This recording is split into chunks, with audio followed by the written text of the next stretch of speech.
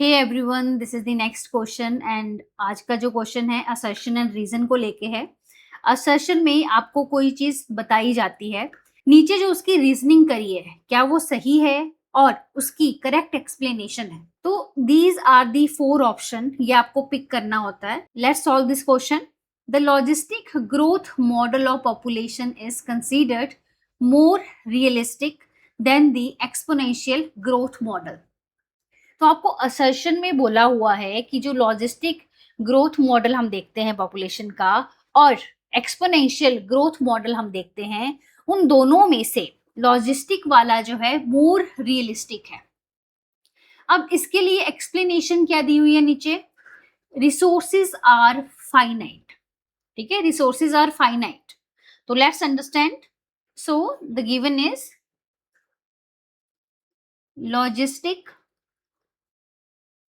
growth model and second is exponential growth model। Logistic में जो resources हैं, जो फूड सोर्सेज हैं एग्जाम्पल के लिए, वो फाइनाइट होते हैं, जबकि एक्सपोनेंशियल के केस में अनलिमिटेड रिसोर्सेज हमें देखने को मिलता है।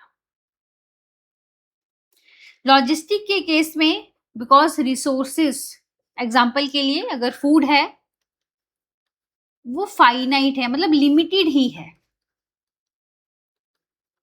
तो एक स्टेज ऐसी आएगी जब वो अपनी कैरिंग कैपेसिटी पे पहुंच जाता है या अपनी लिमिट को पूरा कर लेता है।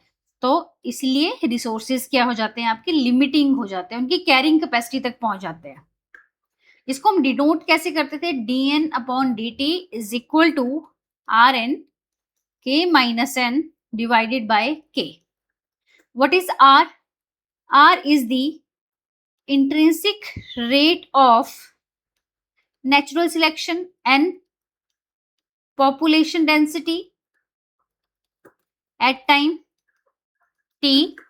k is the carrying capacity। ठीक है, कैरिंग कैपेसिटी कब होगी, जब रिसोर्सेज जो हैं फाइनाइट होते हैं, लिमिटेड होते हैं।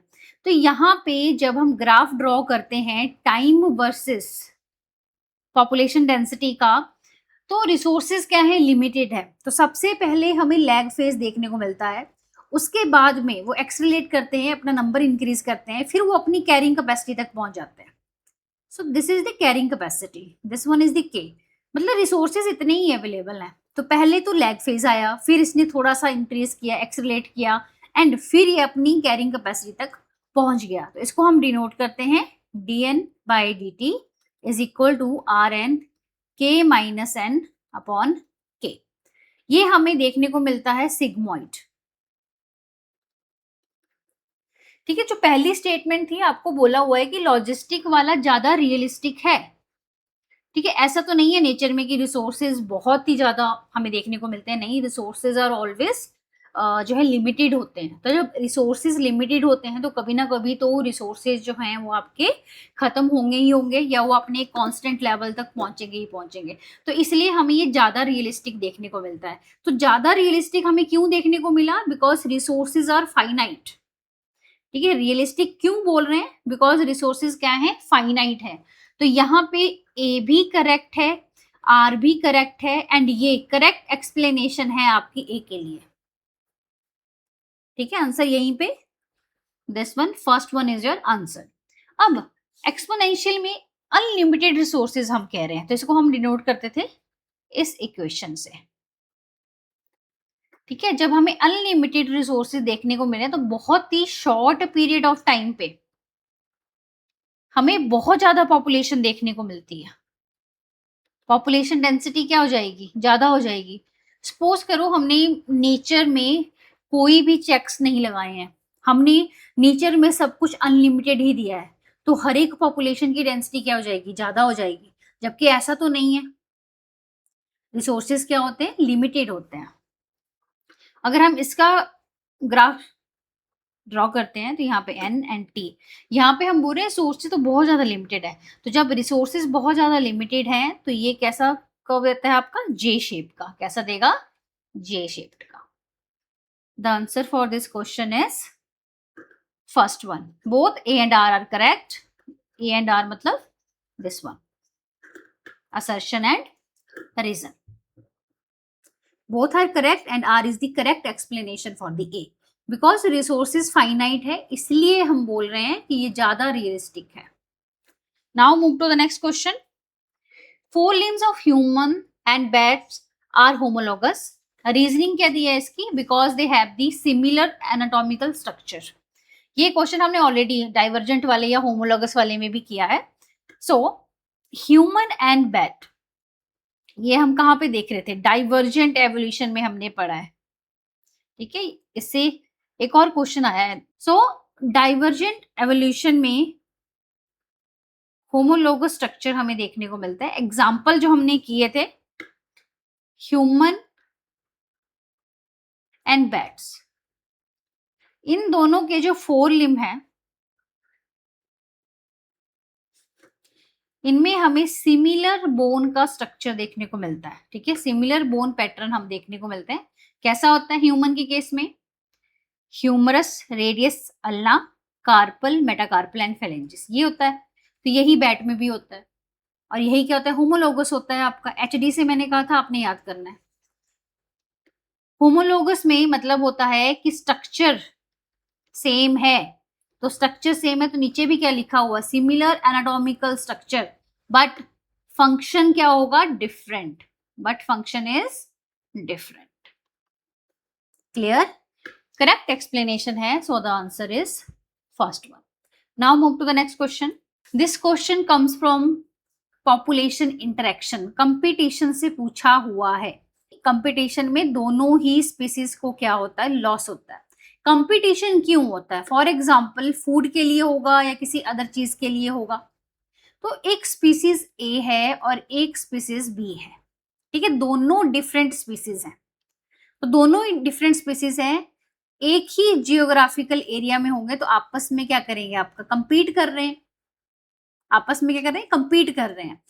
कंपटीशन दो टाइप का हो सकता है। एक हो सकता है सेम स्पीसीज के बीच में और एक हो सकता है डिफरेंट स्पीसीज के बीच में।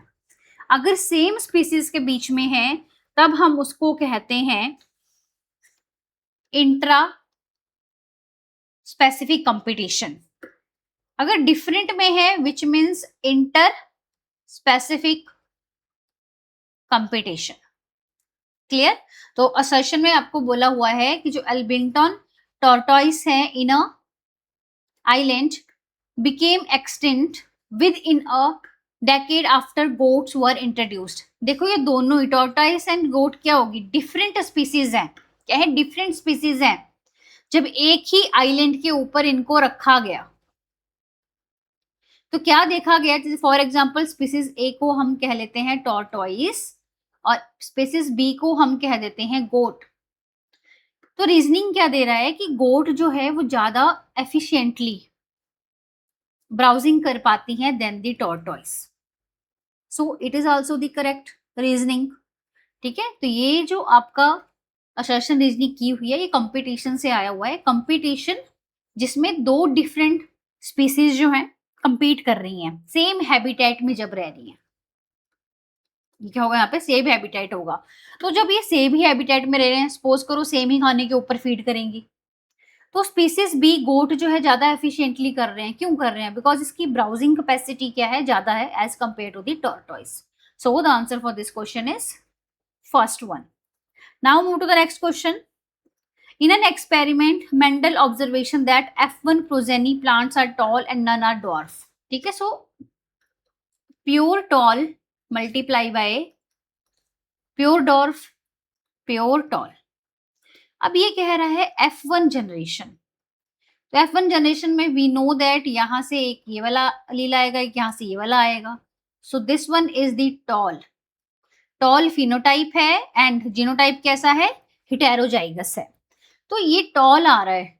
सारे की सारी जितनी भी F1 जनरेशन होगी वो क्या आ रही है? आपकी टॉल आ रही है। None of them are dwarf, कोई भी रिसेसिव नहीं है। तो ये जब हम वहां पे कॉन्ट्रास्टिंग करेक्टर हम करते थे, साथ तरीके के हमने करे थे, तो उनमें से एक आता है स्टेम हाइट। ये क्या है? कॉन्ट्रास्टिंग करेक्टर है। इसमें से जो टॉल है that is dominant, and tall is the dominant represented by the capital T and small T represent the recessive one that is the dwarf.